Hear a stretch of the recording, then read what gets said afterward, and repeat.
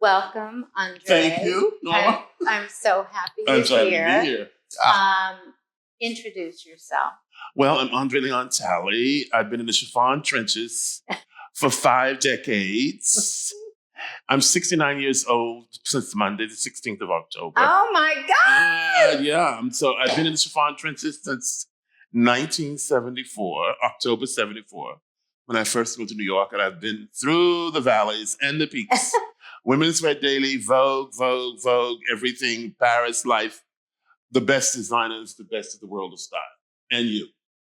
Now, I am so happy you're here because first of all, you are clearly the best fashion storyteller Thank you. alive.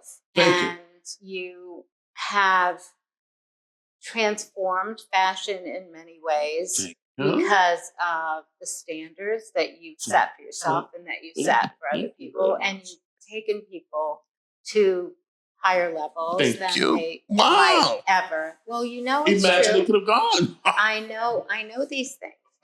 So first of all, I want to start with what's going on now. You have so many things going on, but let's talk about the film first.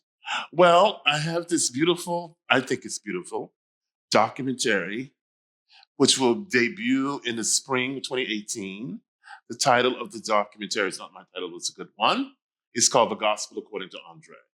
And the director, Kate Novak, came up with that title, and it was a totally different direction from which she began, and it's quite appropriate. And we opened at the Toronto International Film Festival in September, where I went to Toronto for 5 days. And it was an incredible experience. And of course, the opening night, there was a Grace Jones film, which was on Thursday. And my film opened on Friday. And I think there must have been like maybe 300 films in about 2 weeks. And Toronto is just taken over by filmmakers and movie stars. Right. Jennifer Lawrence was there. Jake Gyllenhaal was there. Nicole Kidman was there. Grace Jones was there. I mean, it was just amazing. It was a great experience. And I think my film was well received. And we already had distribution. We went to Toronto, and Kate had sold it to Magnolia Pictures, so it will go into major theaters. Wow. Yeah. And you're in it, and I'm proud to say that you're in it. And it's one of the best, funnier pieces, one of the funniest lines you ever said about something in the 70s. And it just traces my life. And so I'm looking forward to. And I just came back from Houston, Texas, where I curated the second or third show on Oscar de la Renta died at the Museum of Fine Arts in Houston. Wow. And that took a year's work, and it's well received. It's in a very elegant museum. There are about 80 dresses. And I did one in San Francisco last year. Yeah.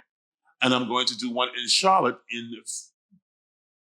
February of next year, which is a part of, it's aligned to the one in Houston. Mm-hmm. And I'm going to Raleigh, North Carolina next week to give a talk in the Raleigh State Museum because they acquired 50 major examples of the late Eunice Johnson's collection of the Ebony Fashion Fair. Really? So it's historical. I accepted the invitation to go talk because it's quite historically important that somehow they got 50 perfect examples of this great lady, Eunice Johnson, who used to go around and buying fashion. I'm sure she bought pieces of yours for the fashion fair. And they've got in the museum Yves Saint Laurent, some of the great couture dresses, Paco Rabanne, Stephen Burrows, just amazing things and just unique. She thought for unique pieces. So I thought it was very important to go there and just be a part of that conversation next weekend. So I'm looking forward to that. That's nice. And that's what I'm doing right now. So Ian just launched his Studio 54 book. Oh, yes. And there are pictures of you in the book. Yes. Have you seen them?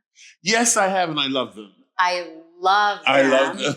And when I saw them, I said, that's the first Andre. Yes. That was the boy I met. Yes. Who was just on the verge of really just exploding and just really picking all the energy of the fashion world. And you can see in those pictures, you see that boy and you see just the excitement and the energy that you've always had. But you see the beginning of Well, it it's there. wonderful. I love the book. And I have to say, I love Studio 54. I love the photographs of me throwing Donna Ross up and down. By the way, they got into the documentary, and I think those are Roxanne Lowitt pictures. Yeah, I think so. And I just can't imagine it. Those pictures. And I know that W printed it a long time ago, but this just happened spontaneously. And then there are pictures of me with Malone Picasso at a party at 54. Yeah. All of that, 54. When I got to New York in the 74, 54 had not opened. But when 54 opened, you were there almost every night. I would say 4 nights a week, if not 5 or 6. Sometimes I didn't go to weekends, but it was at the center of everything. Mm-hmm. The melting pot of the culture of New York. The 70s were very exciting. Yeah. Because you could go to Studio 54 and you would meet anyone and everyone from Madame Trudeau, the wife of the Prime Minister, to Liza Minnelli, to Halston, Martha Graham, Nan Kempner, Yves Saint Laurent would come into New York for a party. Michael Jackson, Brooke Shields, Karl Lagerfeld, everyone went through past 54. And it was a very, very exciting time. The music was exciting. The atmosphere was exciting. And I used to go, by the time Studio 54 opened, I had moved to Paris to work for Women's Wear Daily. And then I would come back in the summer to spend a month of August in New York. And I remember going up to 54 in the summertime. I would go every night with Diana Furstenberg because I was staying at her house, I think, up on Fifth Avenue. And we would just get in her car and just go down to 54. We ended up there, always after dinner. And then I always managed to get up and go to work.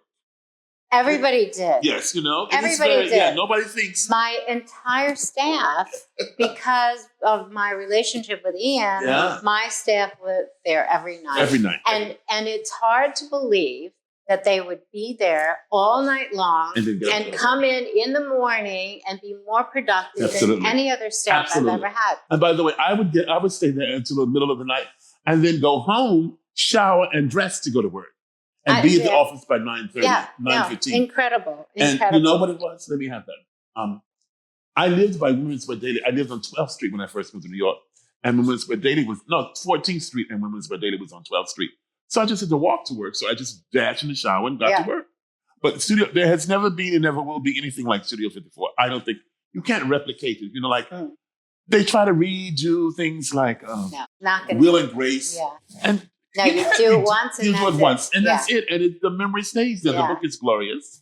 The book is really beautiful. It's a testament to what happened and to a cultural phenomenon in New York City that was known around the world. And people came to New York to go to 54. Right. So it was, you touched on this before. Mm-hmm. It was the 70s. And the 70s, if I think about it, were probably the most, and Ian swears that he believes this strongly, and I believe it too, and I'm anxious to hear your thoughts. The 70s in New York were the most creative time. Mm-hmm.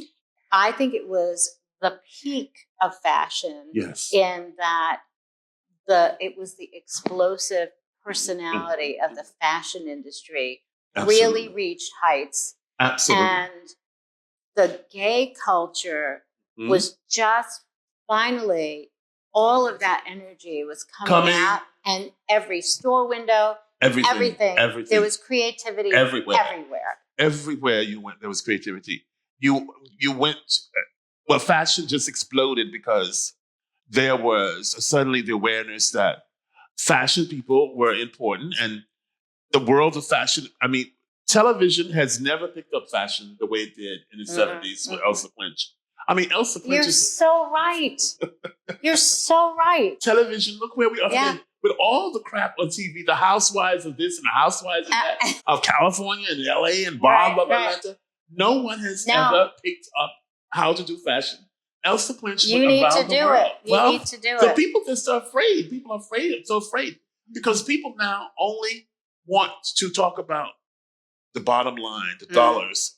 People were creative. New York was smaller then. Of course, it was smaller.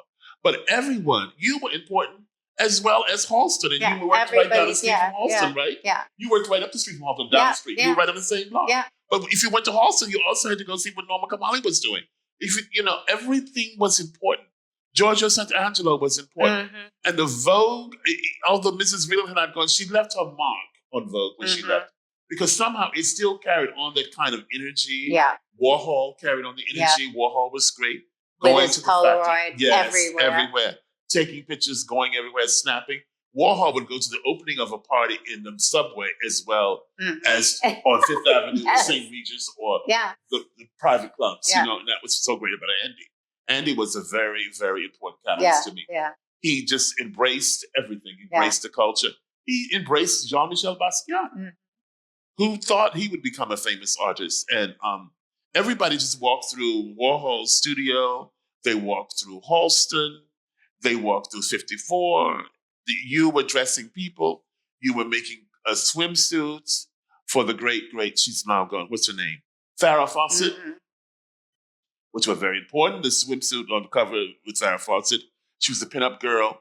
And I just don't think that somehow the energy has never been the same. I miss the energy of it's a different, well, I think, like you said, you can't redo Will and Grace. You can't redo Studio 54 because it's all of the dynamic of the culture, of and the socioeconomic times. Yes. I think the fact that the 70s were the beginning of the women's movement, the beginning of the gay culture. Beginning of the gay culture. And especially everybody who's a little different came to New York. Yes. We all knew we were different. Yes. And there was a connection there. A connection. And a creative connection. A creative connection. That was unbelievable. And everyone absolutely had total vibrancy and moved in the same circles. You didn't question. People didn't judge you. You just came. You were not judged.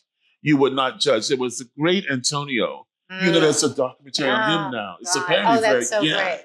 It's in theaters now. Yeah. I mean, Antonio had just moved back to New York from Paris and Juan, and they would just had their own little universe of style and illustration and creativity. And then there was also, although he's gone, he's a great, great, great person.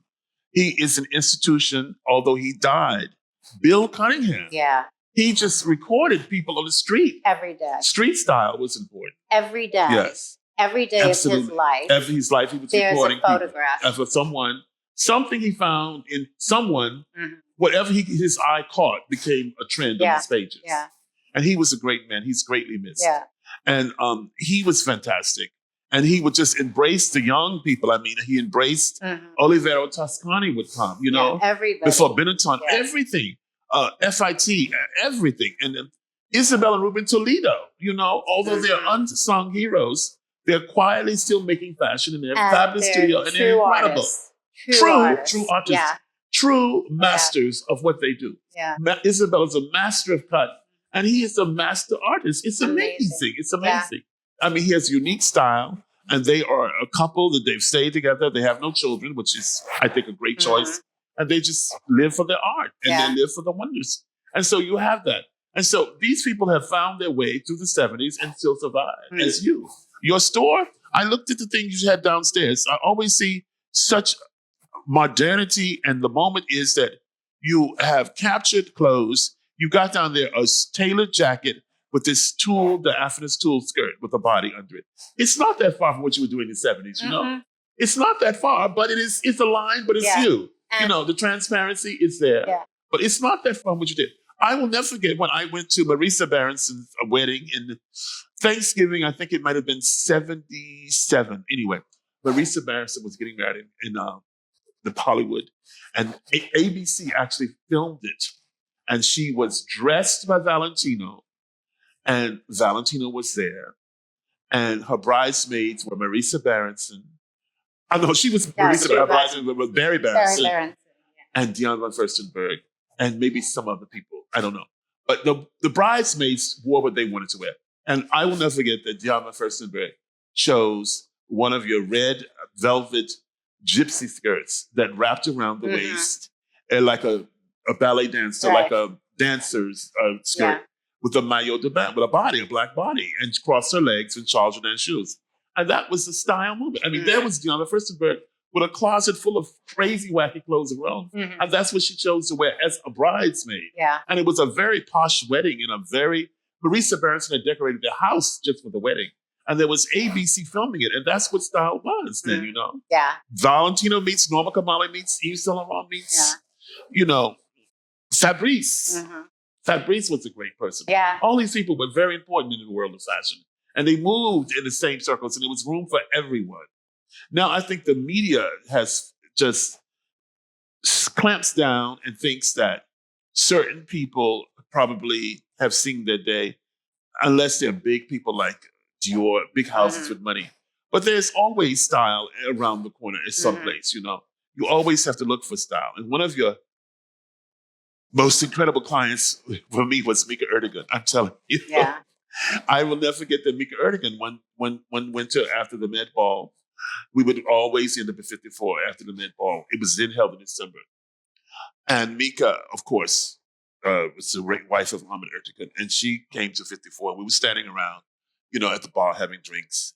And it was very dark. And I couldn't see, but I knew she was very well dressed. And I said, Mika, what on earth are you wearing? Did you get that in Madame Grey?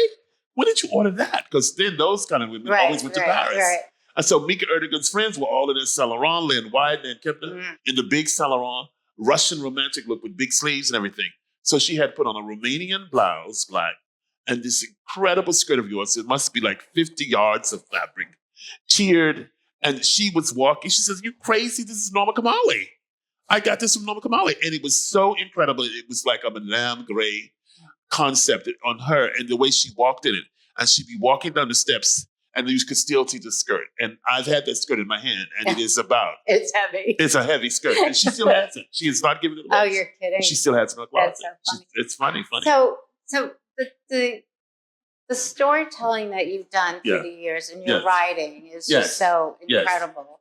Not only did people get everything from you and everything that you reflected out through the magazines you work for, but your ability to change the dynamic of a designer and the way they're understood in context of like you just did for me. But you've done that for so many designers. And why? What inspired you about that? When do you know that you want to? You see something that needs to be. It's instinct. It is intuitive. It's a great pleasure to have that kind of respect from any designer. And just so many designers. I mean, we go up and down, in and out, you know. It's intuitive.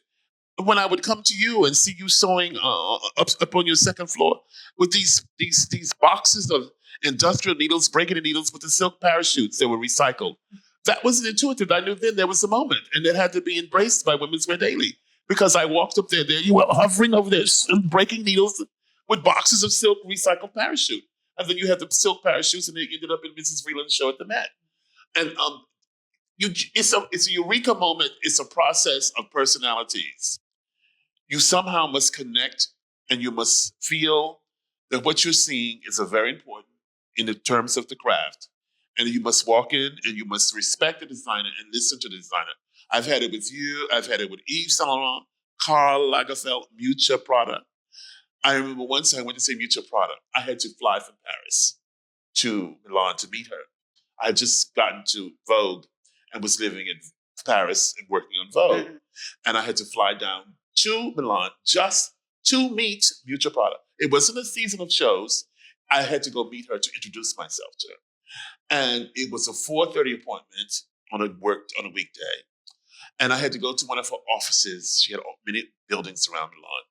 And she was sitting there, and she was wearing a yellow V-neck cashmere sweater, a brown suede skirt, and she had golf shoes with a tongue, but the golf shoes had the cleats still implanted in the sole. And on her head was a coral and diamond tiara from Fred Lee. I love this. 4:30 p.m. I love this. And she's sitting there with an assistant in a little salon with little espresso. I love it. And this was the moment. I mean, This was probably into her like maybe 5th season. Really? And I just thought, golf cleats, golf shoes with the cleats. Not only is she wearing them, and she probably had them on her line, but she just put them on and they had cleats. I love it. And a coral tiara. And that's how our relationship began. Mariucci and I had a strong, very strong relationship. Yves Saint Laurent, you don't know how many days I think of him. I mean, Mr. Berger just died. You don't know how often I think of him. And, you know, when he died, Saint Laurent, it was almost, how can I say it? It was like you realized that the era was over. Oh, totally. Over. Totally. Yves Saint Laurent just did so much for fashion. Mm-hmm. And so Yves Saint Laurent he didn't say many words, but he would just mumble something.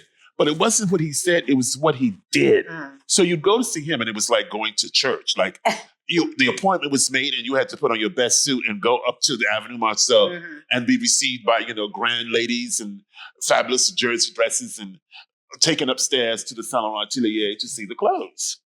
And there would not be much talk, to be very quiet. Mm-hmm. But Eve would, he would touch the bow. When he went to tie the bow or touch the fabric, you looked at his hands and his fingers, and the way he treated that bow was like it was the most important thing in the world. Yeah. And the bow, the way he could tie a bow was amazing. Mm-hmm. I've seen 2 men do that. It was Yves Saint Laurent and Oscar de la Renta. Mm-hmm. The bow was caressed. It was almost like a woman's body. Yeah. And that bow became so significant, and you see that. And then John Galliano, oh God, he's a visionary, he's a poet. John Galliano, he is one of the greatest. Yeah. And I had not known John Galliano, but I was in Paris and one of my friends says, well, you have to go to this John Galliano show. And I said, what? Well, you have to go and see it. You don't know it's a real thing. He's from London. And he was then living in London and showing. And this friend of mine, her name was Emmanuelle Alt. She was was the editor of French Vogue, which maybe still is French Vogue. She says, you have to go see this, really fabulous. You will love it. You will love it. You will love it. And so I go to the John Galliano show, and they are showing slip dresses, but they're just that much dress. Mm-hmm. Before, if you cross your legs, you go up, commando. And then they had huge 18th century Joshua Reynolds hats on. These enormous hats and that much of a dress and high heels from Manolo Blahnik. But at the end of the show, they had a pillow fight on the stage. They just came out and these feathers from pillows were just flying the whole thing. It was just magical. So cool. And then one night from Milan, we were coming from the collections of Milan, and Anna and I would take the plane together, and then she would go to the Ritz, and then I would go in the car, take the car, and just go to John because it was like 10 o'clock at night. And John was in an atelier, very small, working on a collection. And he had it was almost like the 19th century. He had a little Bunsen burner in the corner, and they were warming up, chili out of a can. But in the other corner, they had the most amazing, big, extravagant crinoline. It was an enormous big hoop that they were constructing to make these big crinoline skirts. But the crinoline was made out of electrical wiring that he got at Galerie Lafayette. Hoops, they have these bones and stays, but he had the electrical wiring tubes that made it lighter. So when you put the fabric over the crinoline was really light. It wasn't like the 19th century. Yeah. So when the girl came in the runaway, the thing went up and down, flew up and down. It was musical. Yeah. And I knew that collection was going to be an extraordinary collection. I went back and I said to Anna Winter, this Galliano collection is going to be the defining moment for the season. Yeah. And it was a true, brilliant collection. It was called the Russian Tsarina's Escaping the Revolution, going through Scotland and ending up in Ascot in the 30s. And that show was the moment we realized that Galliano was fabulous. Now, I had met Galliano before in the early 60s. No, in the early 70s, I'd gone to London for London Fashion Week, and Galliano was living with Jasper Conrad. Oh, he just got out of school. And they were lovers, and they dressed like little Lord Fauntleroy. So Manolo Blahnik and I, who've always been close friends, we were in a party. I said, who are these people? Who are these 2 boys dressed like little Lord Fauntleroy?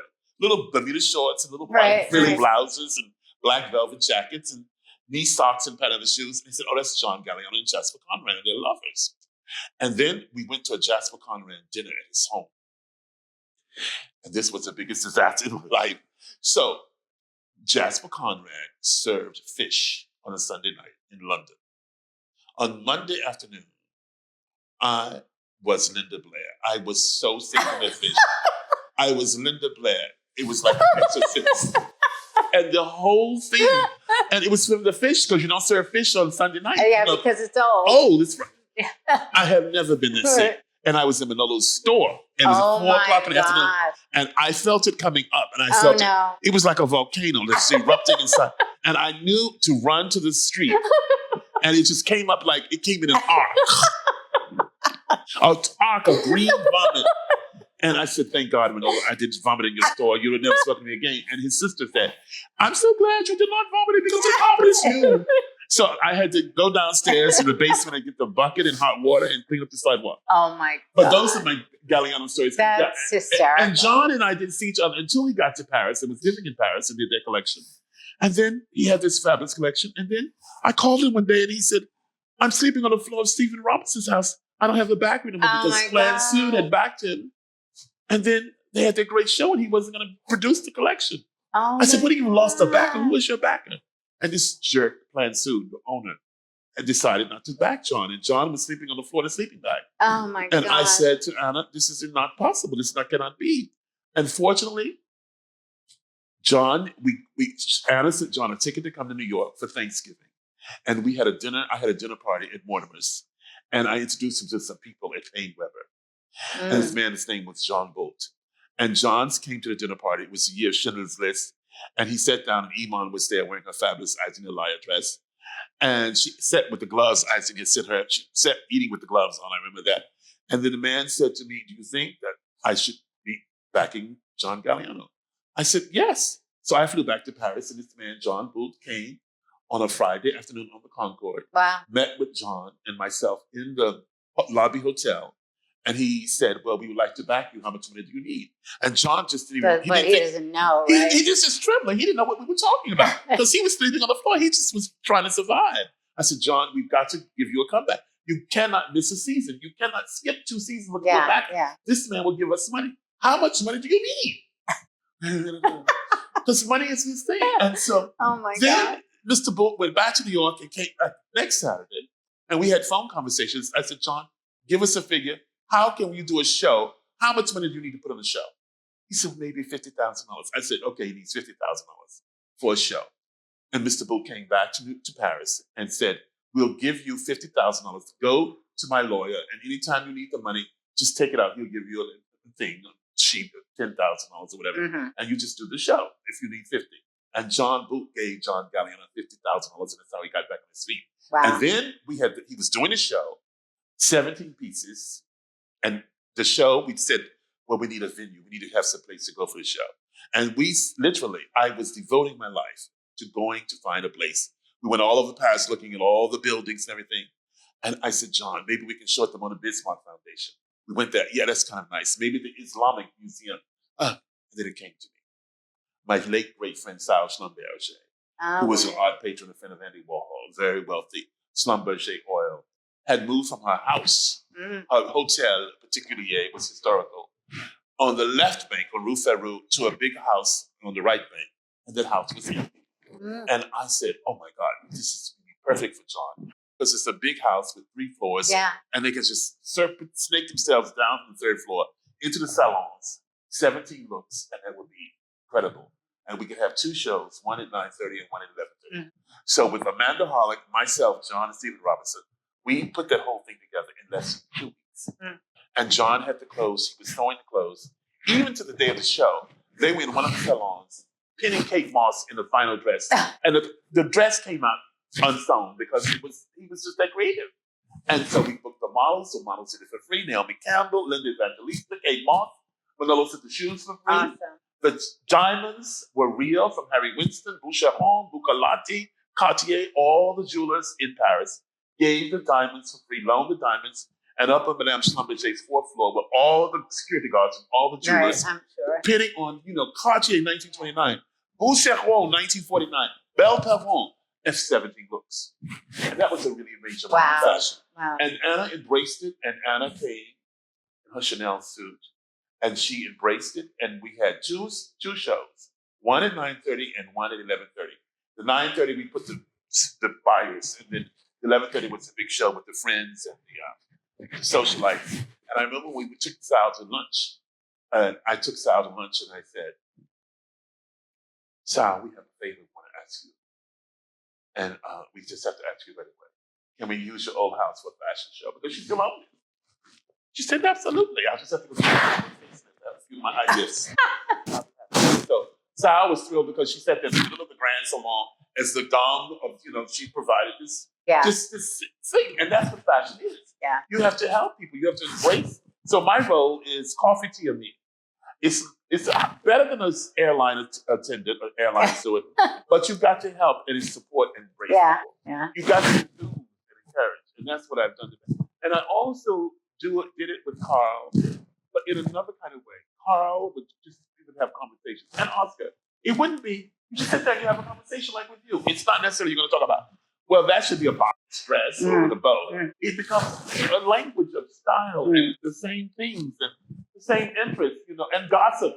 Yeah. What are they doing over there so long? That old dusty outfit. It's funny. And, Carl and I were like that. And he said, we're going to do the Paris issue of Interview. And Antonio is going to be the guest editor. And you're going to do the interview with Karl Lagerfeld. And this was in May of 1975. Mm-hmm. This was my first big interview in Interview magazine. My first big fashion interview was with Marc Bohan of Dior. And then took the model of the dress. So then comes Karl Lagerfeld. So I have read everything I could possibly read about Karl Lagerfeld, what he was interested in and all of that. So I run to the Sunday afternoon, we go to tea. Andy and the entire entourage, Andy and Fred Hughes, Bob Colacello, all the people, into the suite of Karl Lagerfeld, who has his own entourage, people that have come from Paris. So it's a Sunday afternoon, so it's a full on in the suite of Karl Lagerfeld. And then we have to sit down and do the interview. And while I'm interviewing him, Antonio sketches. And there's a famous sketch where I'm sitting there, skinny as a bean, a string bean, talking to Karl, and Karl's got on the dark glasses and a beard, and his other friends from Paris. And we're talking about the 18th century. And that interview was done in front of Andy, and then it was printed. And so Karl and I became friends instantly. I had not met Karl Lagerfeld until that point. Really? I knew who he was. I knew how important Chloe was. I followed the Chloe collections. He came to New York, and then we became friends instantly. Mm-hmm. Instantly, with just nothing. And by the time that interview came out, I was already at Women's Wear Daily, because I went to Women's Wear Daily in September of 75. Right. So the interview came out, and I was already at Women's Wear Daily. Yeah. And the people at Women's Wear Daily couldn't understand what Karl Lagerfeld saw in me. I was told. One of the great editors says, well, she couldn't understand. What does Karl Lagerfeld see in Andre? Like, he saw more in me than she saw in him, because you would know when he was going to club set. Right. You didn't know anything about Paris, except, this is Karl Lagerfeld. So I knew what Karl Lagerfeld loved, and I knew what he liked, and I knew what he wore. Obsession with silk shirts, his obsession with 18th century furniture. All of that was very important to him. And so we became lifelong friends. So, so you worked at Women's Wear, and John Fairchild was a force. Yes, he was. I learned so much from him. He really transformed fashion. He was a major influence. Yes. What are your stories and memories or interactions with him? He was fabulous. I went to the memorial and I realized what a great man he was. But before I knew him, even came to New York, the one book I read in high school that I loved was The Fashionable Savages. And John Fairchild had written that book. Yeah. And it was amazing that he had interviewed Coco Chanel, Marc Bohan, Yves Saint Laurent, and all these people that I wanted to know were in that book. And I never thought that I would meet him and walk into Women's Wear Daily one day, and I was suddenly hired to be an accessories editor. And his desk sat about 20 feet from mine. It was open planning. Everyone sat in an open office. And he would stand over me and scream.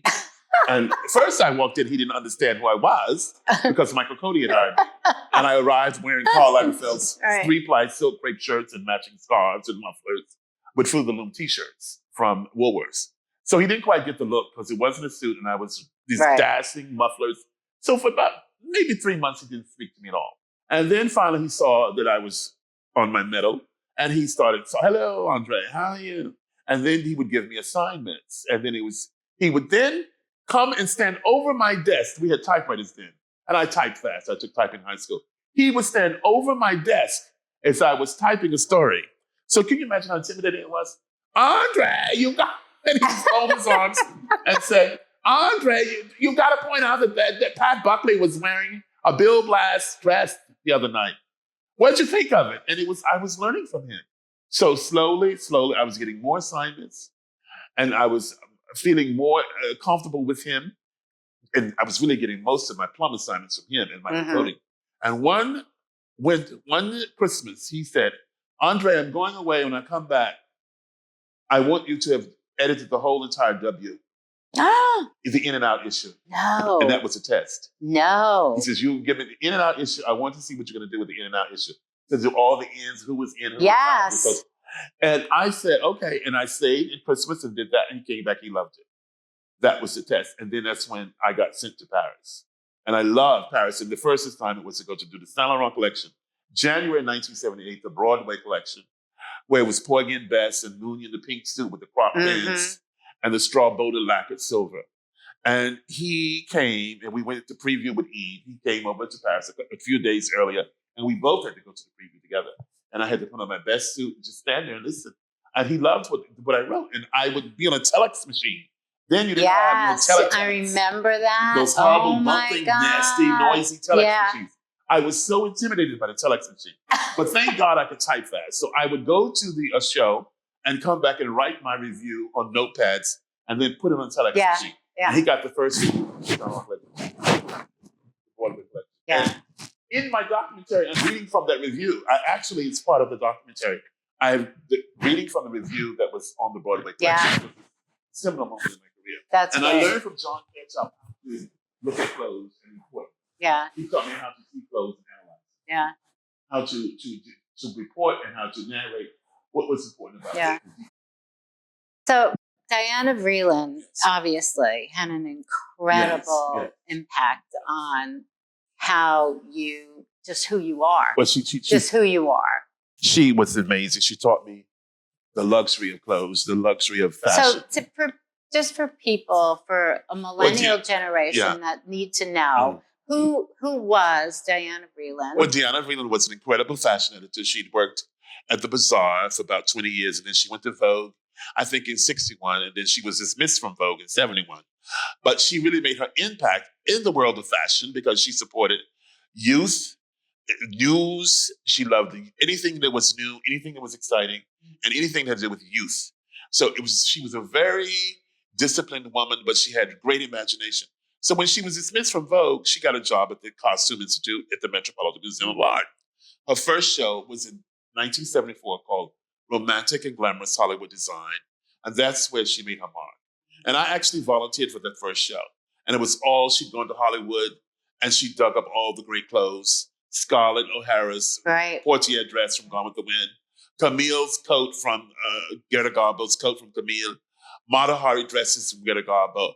Everything was extraordinary. And she taught me the luxury of the clothes. She said, your clothes must be as luxurious inside as they are out. The silk lining of these clothes are important. So there I had a great learning teacher, a master. I've learned from the masters. I've always said I've learned from the masters. I've learned from John Fairchild and Diana Vreeland.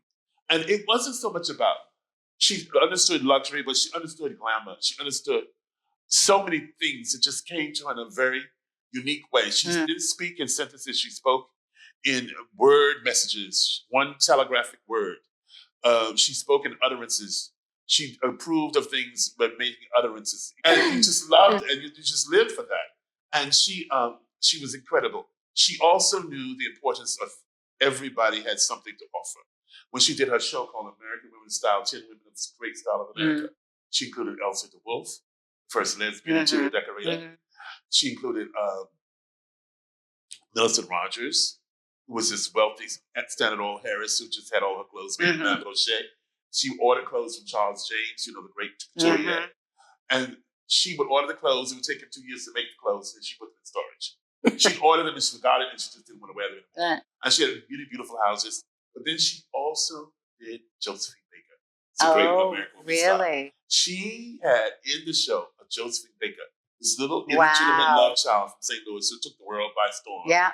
Paris, and she became famous. Yeah. She went to Paris, Harlem, Josephine Baker. Yeah. And she said she couldn't get the funding to do the Josephine Baker vignettes the way she wanted to do them.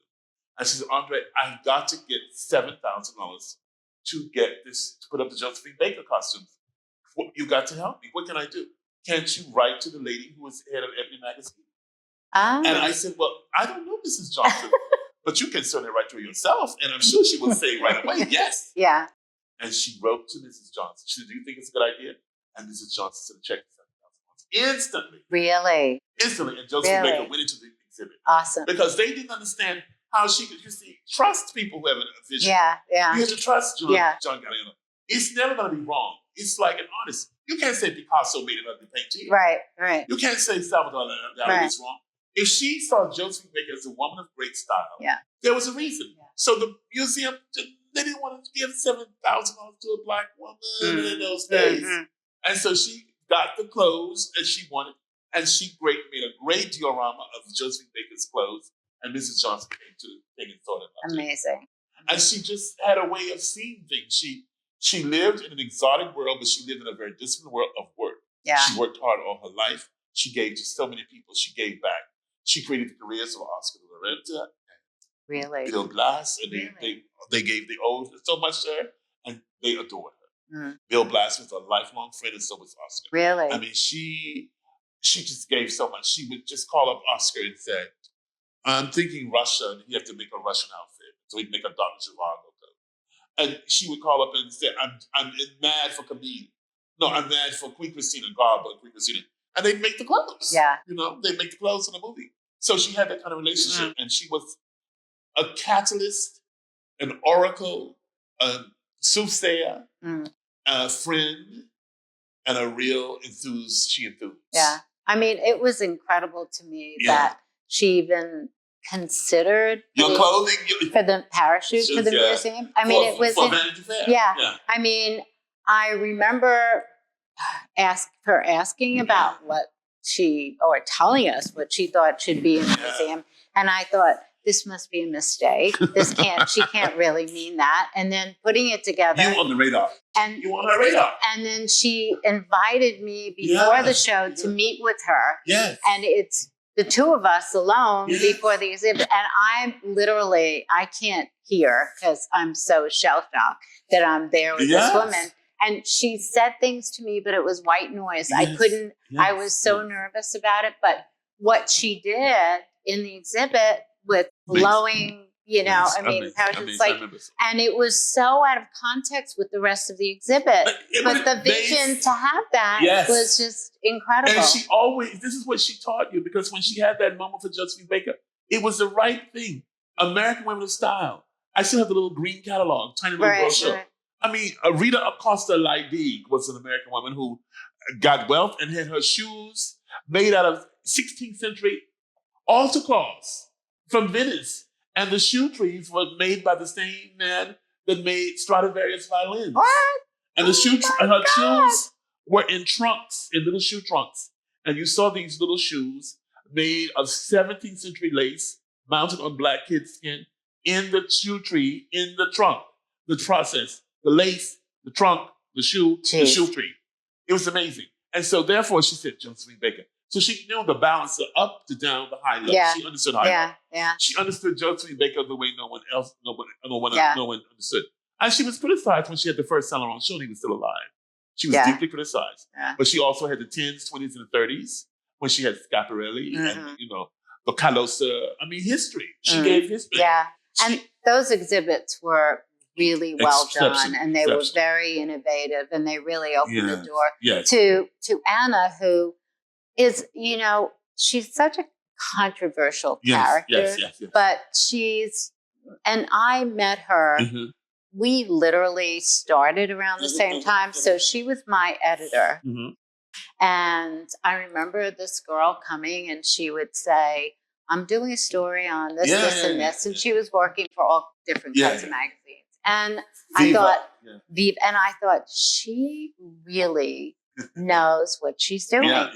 And she had a great assistant, and she was dogged and on it. Yeah.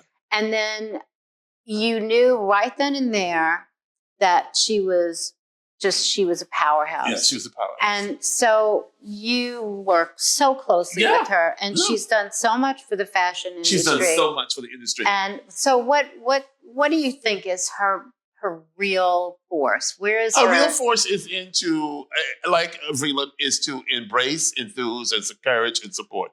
She supports fashion. She believes in fashion. She believes in the great talents of fashion. She believes there's always a place for fashion. And as you say, she's dogged. She's a great boss. Sometimes her reputation is miscommunicated in that she's a woman. I always say, if most women were bosses, you wouldn't have people going around with sexual harassment. Anna Wintour is not going to rape or sexually harass somebody. Right. You know, the way allegedly Harvey Weinstein did. So you'll never have that problem with her. She may be slightly strident, but she's never going to sexually harass you, which is a good thing. And as a woman, she has pioneered herself into a stratosphere. No other editors have ever been the editor of Vogue for this long. She's done so much for fashion. Remember, she did Fashions Night Out. Mm-hmm. She did so much for Seventh on Sale. She did so much. She's done, and she's raised so much the young designers to Fashion Fund. And she's done so much with the Met. She's raised over $200 million. Yeah, no, amazing. And that's why she's called Dame now, because she's been knighted as a Dame. Yeah. And her name is on the costume institute because she raised $200 million. Yeah. So she has established her legacy, and she will be there for as long as she wants. And she's always been, she totally has a unique way of just maintaining a status quo of power, and at the same time embracing the young designers, helping designers. She single-handedly helped John when he was in that Low Valley. Yeah. You know, she helped him work at Oscar de la Renta for one season, and then I think she helped him get the job at Margiela when he was so awfully turned out of the House of Dior. Yeah. But apparently now the House of Dior is embracing him again because they put all his clothes from Dior in a great show in Paris now. Really? Where his clothes are so outstanding for all the designers who worked at Dior, from Ferret to Bohan to Galliano. Yeah. To Rafe Simmons, to the new girl. So she embraces fashion. She embraced Marc Jacobs would never have a career without Anna. Yeah. No, he wouldn't have gone to Louis Vuitton. It was she who recommended for Louis Vuitton. Yeah. And I was at the first Louis Vuitton and his last Louis Vuitton show. In 15 years, that's a long time. Yeah, that's a very long stamina time. And to withstand that kind of pressure. We're in this very disruptive time. Yes. And reinvention is the rule of thumb. Sure. And the designers are in and out of the houses, and it's a very unsettling time for designers and for companies. And what is your vision about the role of the designer going forward, and how they connect with the business, or what the opportunities? Well, first, the role of the designer to go forward in the future is to be aware of his time. And I think any designer has to be aware of the digital evolution. So you have to be aware of all the social media. You can't live in a bubble and not be aware of the impact of social media. Online, shopping, social media, that you must connect to. At the same time, the future of fashion, real fashion, depends on individuals who simply believe in what they do and they don't look outside and try to be influenced by somebody else. Yes. Yeah. And so, therefore, you're still very, very important, as well as these musical chair designers. Now, Rafe Simmons went from Jill Sander to Dior to Calvin Klein, and it's working. I mean, Rafe Simmons has managed to be one of the designers that has created a career for these musical chairs. I mean, his work at Calvin Klein looks amazing. Yeah, it's really especially in his shop, and he's collaborated with his friends on music and interior decor. It's amazing. It's amazing that he went from Dior to Calvin Klein. That was a great, great leap. So I think there is a possibility that you can take these moments and transform yourself from one house to the other. It's not easy. It doesn't work for everyone. But I can't think of an example where it doesn't work. But you got to just believe in yourself. And no matter what happens, stay true to your own dream. And I think that's important. I think that designers, there's going to be a comeback to when designers are going to want to do more personal shows. I think the Mammoth show is over by choice. Yeah. It just feels empty, Yeah. It just feels like it's a very empty thing to do. I think that Ralph Lauren had a great idea when he moved up to Bedford and showed his collection with his cars. Yeah. As opposed to that big, cavernous showroom runway downtown. Yeah. It's some building. I think that Marc Jacobs has his pulse on the whole scene and will make it work, although apparently he has difficulties. But you just look for design that attracts your eye and it's good and it's going to be important to someone's customer. You just know that it's going to be good. You just know. And I think that the future is fashion must not feel that it's on a down low because of our disruptive times. You must feel positive about fashion at all times. If you love fashion the way we love fashion, you must feel that it's never going to be over, that it's going to always be something new, someone exciting, some shoe. Someone told me that Saint Laurent, they just bought a pair of Saint Laurent rolling skates. And I said, Saint Laurent's doing rolling skates? What? And they said, no, the shoes are stiletto high heels. They look like they're rolling skates. And they're $1,800 a pair. And apparently there are only 4 pair. But that's the way you get that person in that wants that one piece. Yeah. That one special thing, So the other issue is, and I've been interviewing designers. I interviewed Brandon Maxwell today. Yes. And, the running a business, because there aren't a lot of people who want to invest in fashion right now. Right. There's no money to be found. Right. So as an entrepreneur, my whole career has been, how do I stay in business so I can have a creative life? Yes. How do I do that? And it's tough. It's up and down, and there's and to turn away money so you can be independent, doing all those things, all of those choices. Yeah. So Brandon talked about his reckoning with who is he, what does he want, what kind of a life does he want, and trying to find comfort in that at a time like this when money is going to be scarce. There has to be an opportunity for new designers to start a business and to stay in business. And there has to be an opportunity for people who are in business to maintain that business in spite of whatever is going on at retail, whatever is happening, all of the disasters.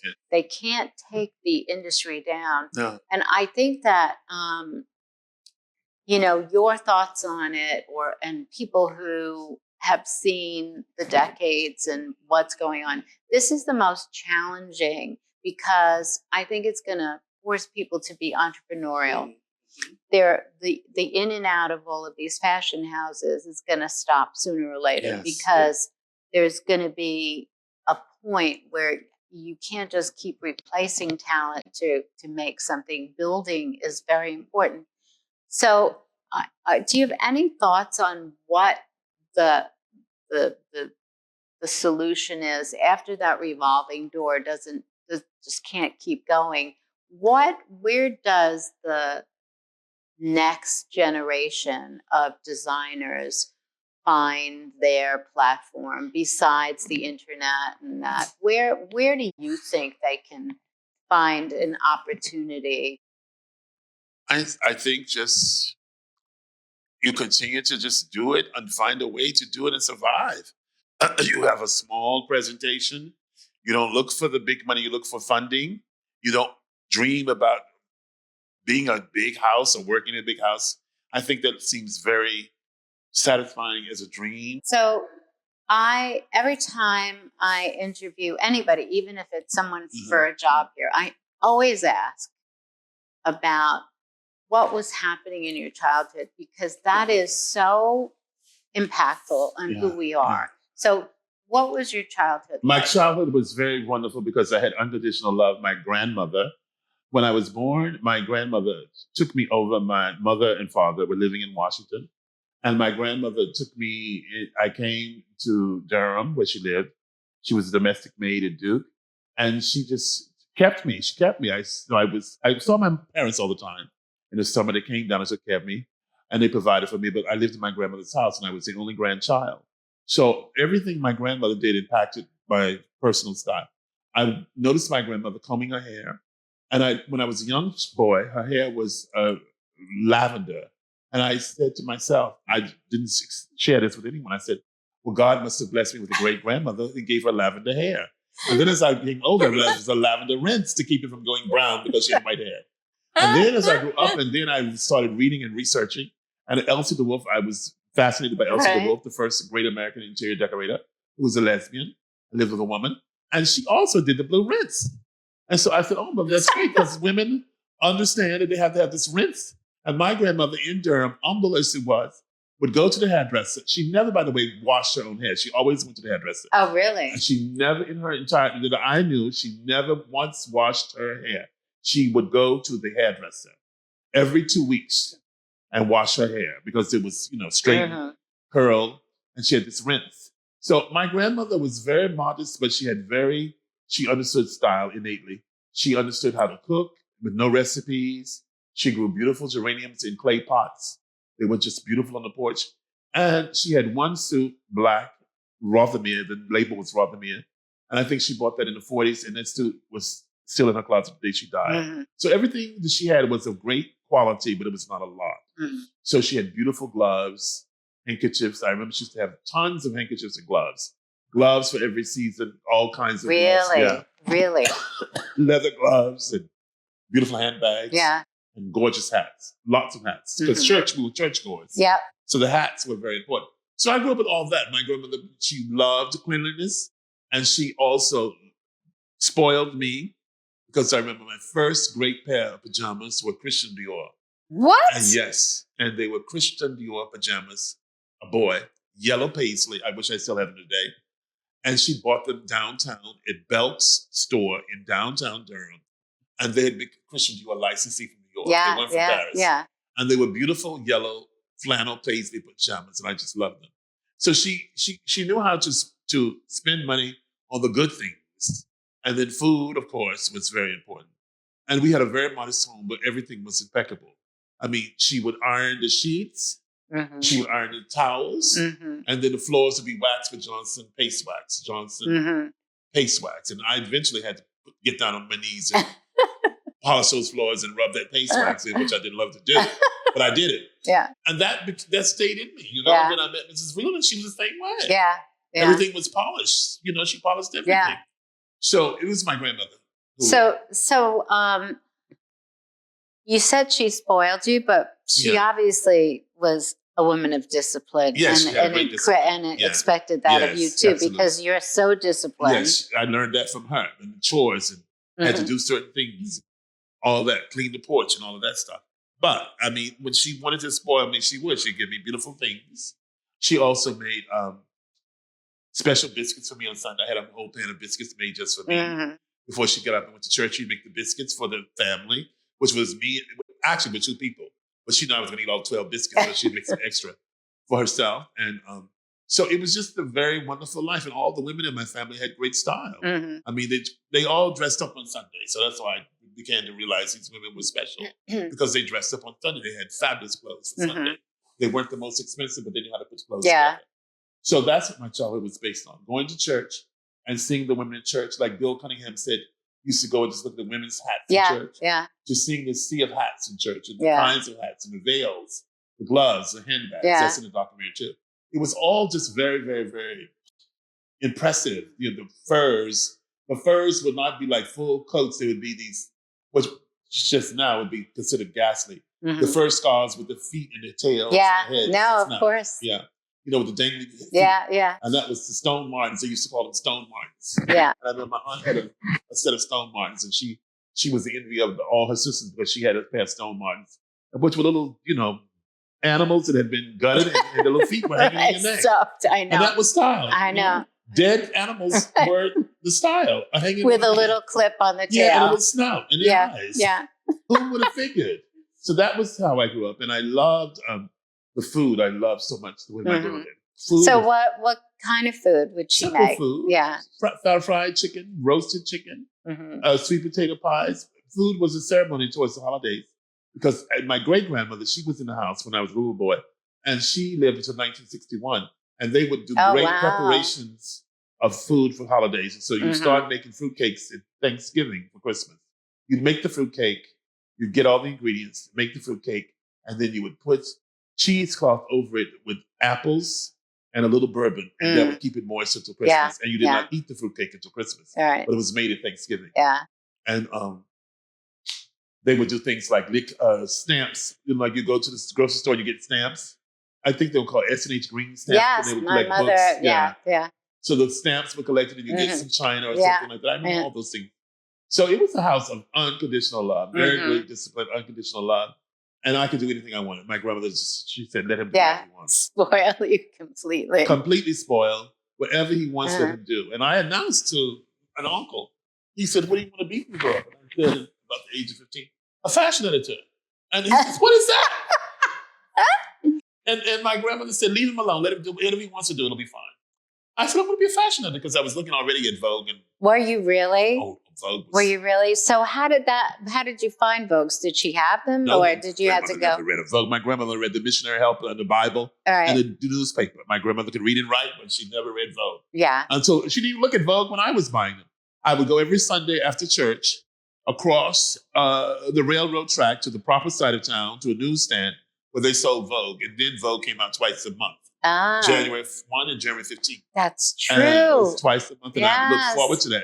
I took my spending money and spent it on Vogue. So I was reading Vogue. And, no one in my school, I mean, I knew all my friends because we went to the same schools from the 9th grade on to the 12th grade. None of the people in my school were reading Vogue or anything like I was reading. None of them. But I already knew who CZ Guest was when I was in the 12th grade. So I just saw one of my friends and she said, well, you were always talking about CZ Guest. And we didn't know who that was. But it's amazing. And she told me that just last year. That is I was so talking about funny. CZ Guest because I read the Fashionable That Savages. is so funny. I read the Fashionable Savages. Yeah. You see CZ Guest and Man Boucher's. So when I got to New York, there I was a friend of CZ Guest, introduced to her by Deanna Freeland. And I photographed her in the house in Old Westbury. And I took pictures of her. And we had dinner with her. And CZ Guest was incredible. And so there was a kind of ritualistic discipline about CZ Guest. And I love the stories. The CZ Guest would go to Paris and everyone would be sitting at the Ritz bar in their fabulous Dior suits and all the fabulous new clothes from Lanvin and Dior. And CZ Guest would walk in with a cashmere twin set. Yeah. You know, in pearls. It looked just different because she was dressed in a tweed skirt and a cashmere twin set or a Man Boucher cashmere twin set or something like that. So those things impressed me. And so I was the only person in school reading Vogue. And that is so funny. And what about church? So church, obviously, growing up for me too, church was the center of our universe. Yes. And so how did that affect I didn't think that church, I didn't realize church was such an important a moment of importance in terms of my evolution until I got to Brown and realized, until I got to Paris and realized when Yves Saint Laurent had done this Broadway collection, that from Based on Poig invested Black church, Black style was incredible. Yeah. I really didn't think much about Black style until that moment. That he devoted an entire collection inspired by Poig and Bess. That's so right. But I loved the church. I loved going to church. I loved going to church. The music, singing, I loved the music, the dressing up. I loved the ritual of going to church. The best moment of the week was going to church, getting in the car of my cousin, going to church. And we had a country church. It's still there. We went in the country. It was a church founded by my family's ancestors. And it's still there. And it's still there. And all my relatives buried in the church cemetery. So the church was a very important nucleus for the family. Yeah. You know, gatherings, homecoming, we'd have food and revival. And just going to church was very important. Everything centered around the church, if I can remember. And as a young child, I remember very much going to the church. And I loved the church. And just the ritual of church was important. Yeah. And then we come home and have these wonderful dinners. And I tend to be, I see patterns of myself now. Like, you know, I can just sit by the TV for hours because we used to do that after church. We'd have dinner. I'd wash the dishes. We didn't have a dishwasher. I'd wash the dishes and then we'd sit down and look at television until it was time to go to bed, you know, and we were fine. We were happy. And we talked on the telephone. My grandmother talked to her sisters all the way on the telephone. She loved the telephone and they talked all the time on the phone. She'd call her nieces So it was a very simple life, but it Mhm. was a very wonderful life. So you really were so groundbreaking. I mean, just your presence. Here's Mhm. this guy Mhm. from the South who's black who starts to lead the fashion industry, not be beholding and, sort of grateful to be Yeah. the token. No. You were nobody's token No. ever. You were the voice. You were what Knowledge. people wanted to follow. Knowledge. You were intelligent. You are intelligent. Yeah. You are what you say still to the generation that has no idea of who you were at one point to who you are today. Just admire and cherish every word you say. Well, I think that they will see that in a documentary because Kate did a great job in tracing that evolution from my church childhood up to going to Vogue, Andy Warhol to Vogue, and all of that. But, I always say knowledge is power. And I never shared any thought when I was under Mrs. Freeland as a volunteer unless I knew it was something to say that was worthwhile. The same thing with Karl Lagerfeld. I always knowledge is power. And I love to read, so I knew that I could hold conversations with the people. And as well as having studied French, it was very important that the French language and the French culture was a very important part of my education. So when I got to Paris, I felt that I could. You were prepared. I prepared. And I could talk about things that people were interested in. Well, your curiosity and your intelligence, really, but the curiosity is an incredible tool. So what advice would you give? And not just for the fashion industry, but young Black entrepreneurial spirits who really want to make a difference. What advice would you give them now? Because it is different now, but it was so much harder when you started. But now there's just more competition and more noise. But what would you tell them now? They should think about in the way they do things. Get your foot in the door and internship with someone, and just don't be insulted if they ask you to go get a Starbucks or pick up pens. And just knowledge is power, and have faith in yourself. And just if you need to have the experience of, say, you're interested in working, say for a shoe designer, try to get an internship as a shoe designer. And if they ask you to answer the phone or just go deliver shoes, do not hesitate to go deliver the shoes. You can learn from observing conversations. You learn from atmosphere. I mean, I only learned from the atmosphere that I was thrust into, like Vreeland or Warhol. You learn by observing, and you just don't give up your dream. I could not recommend to anyone, if you want to be a model, I say to the models who want to be models, and male or female, it's a tough world. You shouldn't want to be a model. It's not going to last you a long time. It's a different world now. So you just have to, if you don't want to crush someone's dream, you just tell the people, my suggestion is knowledge is power. Have a certain kind of knowledge and be very, very important. Make it very important what you say so that whatever you say will impress someone if you're going for an interview. Like you said, you ask people about their childhood when they get interviewed here. Someone just told me that they got a job at Halston. They showed Halston their book. And they had put a Patrick Lannon sculpture in the book, a sculpture that he had in his Patrick Lannon Gardens in Miami.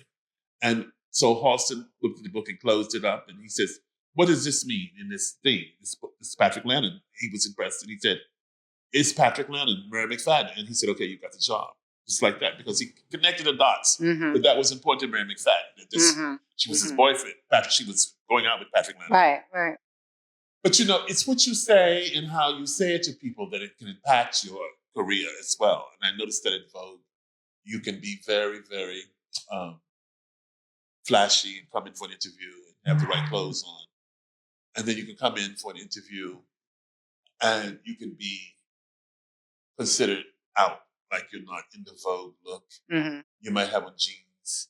But I remember once I hired someone, I remembered her hovering over the typewriter at Roberta Cavalli, just hovering over the typewriter. And every time I would go up to Roberta Cavalli in New York, she would be on this typewriter. And she was Asian girl, and she was never look up. And she came for an interview to be an assistant in Vogue, and she came in jeans, and everybody else was coming in, whatever they were coming in, Saint Right. Right. And I said to Ethel, I remember you at Cavalli. Yes, you were the one who always been to the typewriter. She says, yes, I was responsible for the returns. That was my job, is to get the clothes back from the shoots in the proper form. And she got the job because she did a job, and that's what she did. And she was focused, laser focused on the job. Mm-hmm. And she turned out to be a very, very important assistant to Tawny Goodman in Vogue. Oh, wow. And then she is a stylist of her own. And she came up through the ranks. I mean, she came into the ranks. She was from New Jersey. She perhaps did not know how to dress the part at Vogue. But once she got there, we decided to I said, listen, I said to some of the Vogue editors, it doesn't matter what she's wearing. She knows how to do a job. Mm. You can go in the closet and dress her in 5 minutes. And eventually she came across because we had to dress her up. The Vogue editors, we dressed her up and took her into Anna's office. And eventually she got the big job as an assistant to Tawny Goodman. But that took a lot of trials, because, Anna sees two things. But this girl, she knew what she was doing because she just said to me, I was responsible for the returns. Mm-hmm. That's why I was always over the typewriter. She said, I said, you never even looked up. She said, no, I had to get the returns. That was my job. And that was impressive because that's what she was coming to Vogue for, to make sure that she could track the clothes, whether they were going and coming and getting returned properly. Yeah.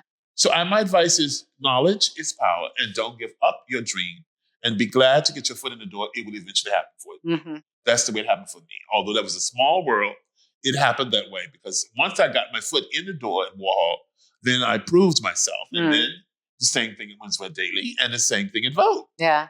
No. And also relationships are very critical. Your whole life is built on the relationships that you invest in, obviously. Sure, absolutely. And they invest in as well. Yeah. And that relationship is mutual, and you enrich your life from that. You enrich your life from the relationships you make. With Manolo Blahnik, the lifelong relationships. Manolo, when he was just a struggling shoe designer, not struggling, but a shoe designer in London, and he wanted to build his business, and he had investors he wanted to pursue going into business with here in New York, and he called me from London, and he said, I want you to go to tea with the man at the Westbury Hotel, the old Westbury Hotel. And if you like him, tell me if you think I should go into business with this person. And I went to tea. I got there late, and I called him, and I said, this is your partner for life. This is a good person. Really? And it was George. Oh, really? Yeah, it was George Malcolms. He was in advertising at Bergdorf Goodman. Wow. So your house, we all have our comfort, our places where we have everything that means everything to us. But tell me about what your home means to you. It's just a very typical home. It's just eclectically mixed. It's got a lot of stuff that I've acquired over the years from auction houses. I've got a few precious pieces, things from Bunny Mellon's sale that I don't even use. They're rolled up carpets and what did you get from Bunny Mellon? A beautiful carpet, a beautiful Aubusson carpet. Did you know Bunny? I met her once. Yeah, I knew Bunny too because I had to write about it in W. Oh, that's right. So I met her once. Yeah. And I got a beautiful carpet. I met her through Robert Isabel, and I got to know her. Yeah. And her taste. It's amazing. Impeccable. And that sale went on for days. Yeah. I spent the whole weekend bidding on it on my sofa in my TV room. I just sat there and I said, you're kidding. On the phone, I said, I've got to have this. So rug. I'm wondering which carpet. Was it the carpet at 72nd Street or at the farm? No, it was an Aubusson carpet that had not been used for a long time. It's a 30s Aubusson. It was Aubusson. It was probably, I think I paid maybe $9,000 for it. It wasn't that really. But I wanted to bid on so many things that went for $70,000 and $80,000. Oh my God! Little things, and a mink Givenchy blanket. It went for $65,000 or something. All the things I thought went for nothing went for a lot. And then I got an old pine board cupboard from New England, and that was, I don't know. Anyway, it was money that I couldn't afford, but I paid for it because I wanted to have it from the sale. And I recently found out that people were bidding against that very rug. I've met two people who said they were bidding on the same rug. Yeah. And I've got stuff from the Baron de Reday's sale, and I've got a lot of stuff. My favorite thing I have is a Truman Capote sofa You do? Yeah, that came from his house in You're UN kidding. Plaza. Yeah. And I went Did you ever get anything from Warhol's? Like he had so much. I didn't get to Oh my God. He had tons more of stuff. deco furniture. No, I didn't collect like him. No, I don't have stuff like that. I have a few good pieces and a few good sofas and a few good plate in China, but I don't have stuff like that. I'm not organized like Whoopi, but I do have some good things. And what when you think about, like, I think about my bed and I immediately that's the only thing that's important to me is my bed. Yeah.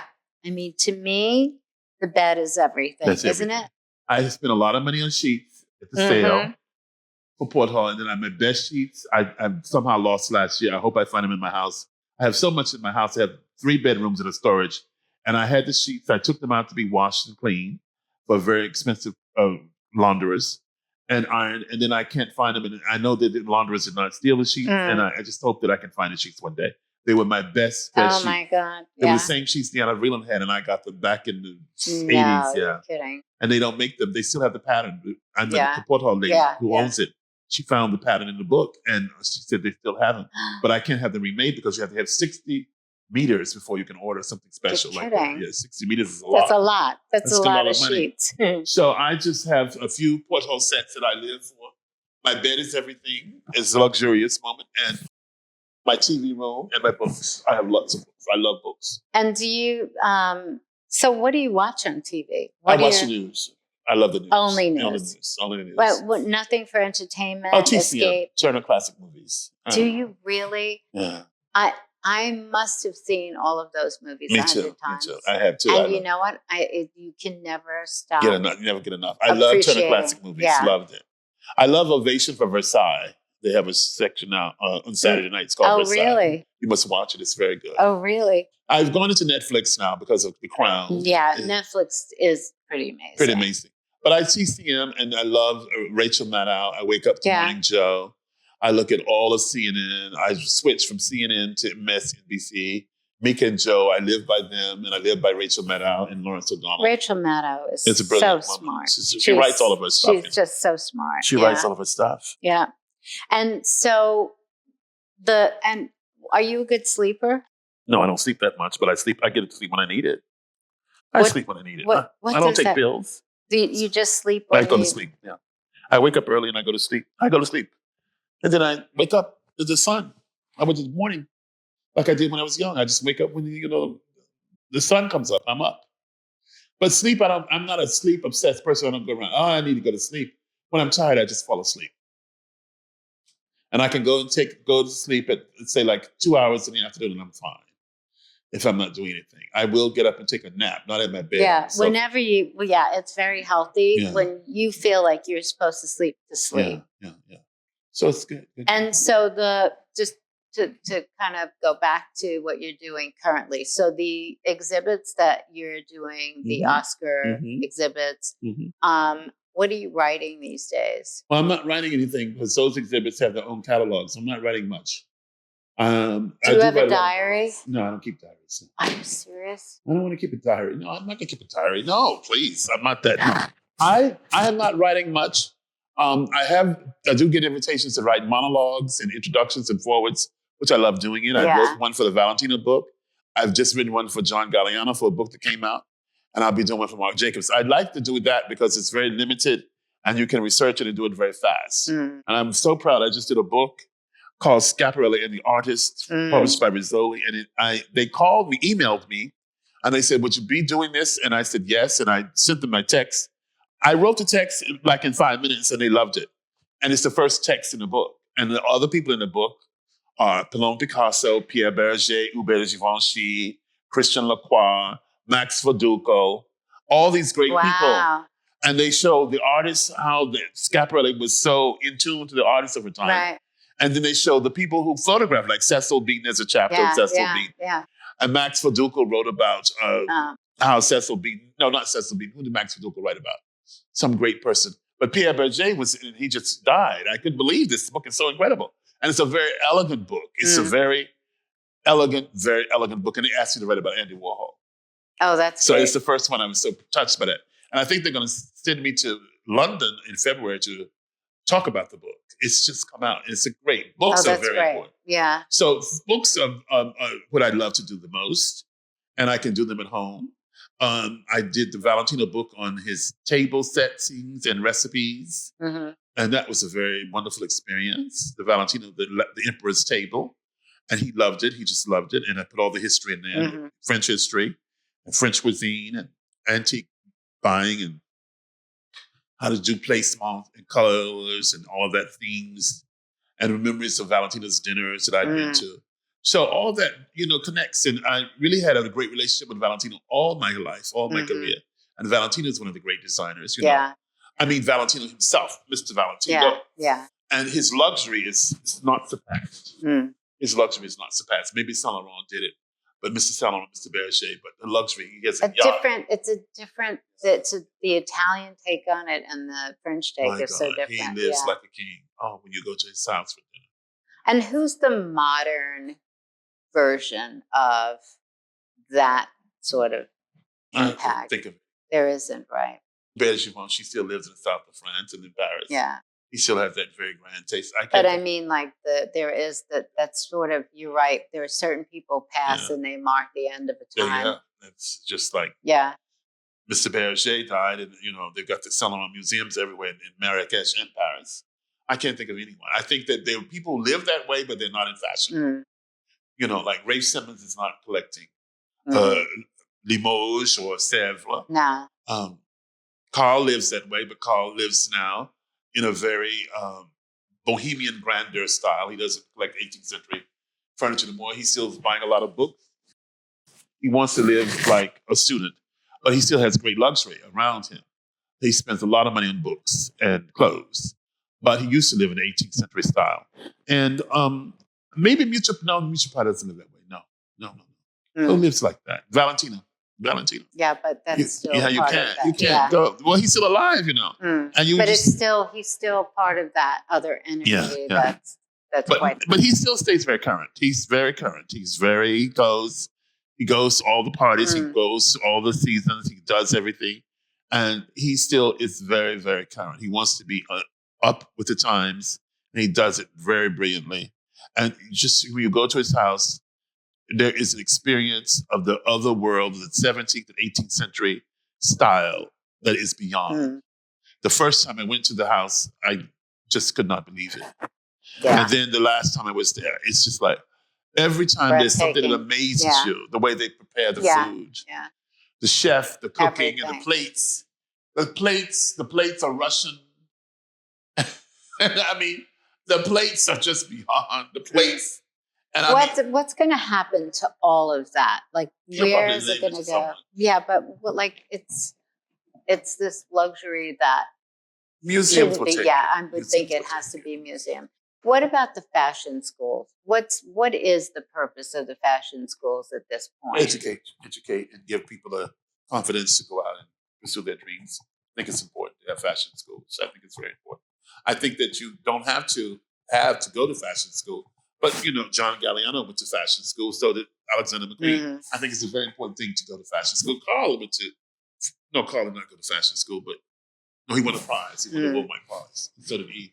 But I think it's important. Sometimes you have to have that foundation and structure to go forward. And sometimes people leave fashion school, in the middle because they've got to pursue their dreams and don't give up. They want to achieve their dreams fast. So I think it's very important to have fashion schools. And fashion schools in many cities, too. And in many countries. Yeah. So the last question, it's sort of like different completely. 3 things that anybody, male, female, should have in their wardrobe, no matter what. Having a wardrobe, no matter what. 3 things. 3 things. Could be any 3 things that you think are like super important. A good pair of shoes, quality shoes, one good pair. Some very good undergarments. Very important to have very good undergarments. And one great piece that can go with many other pieces. It could be a jacket, it could be an overcoat, it could be a skirt, or it could be a dress or a shawl. Or for a man, it could be an overcoat, or it could be a suit jacket or blazer, or it could be a sweater. It could be a leather bomber jacket. one great piece, shoes, underwear, and one great statement piece. And I think there are men that I admire for many things they do, whether it's somebody who invents the iPhone or even Ian who has a uniform. There are men that have uniforms who always look good, and you have a uniform. So I don't have uniforms. I wear anything I want.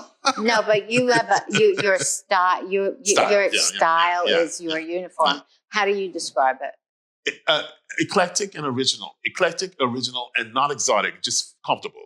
First important thing is comfort, and then it's eclecticism. And I also base my style on things that have inspired me, places I have been, and the culture that creates that kind of style. Marrakesh, my tunics are made in field d'or. In Marrakesh, the man who used to make things for Eve when he first started out. And I go to the souk for that. And my style is just based on what I consider to be special. I have beautiful suits. I have beautiful things from capes. I have such extraordinary moments of capes. Some things I don't know where they are. I have capes from Balenciaga when Nicolas Gautier was there. So my style is based on the moment of when I have been inspired by something. Be it a color of the cloth or the cape or the moment that I must have something special. So it's constantly a surprise to me as well. Thank you, Norma. Hey, press follow and leave a comment after you listen to the podcast. Thanks.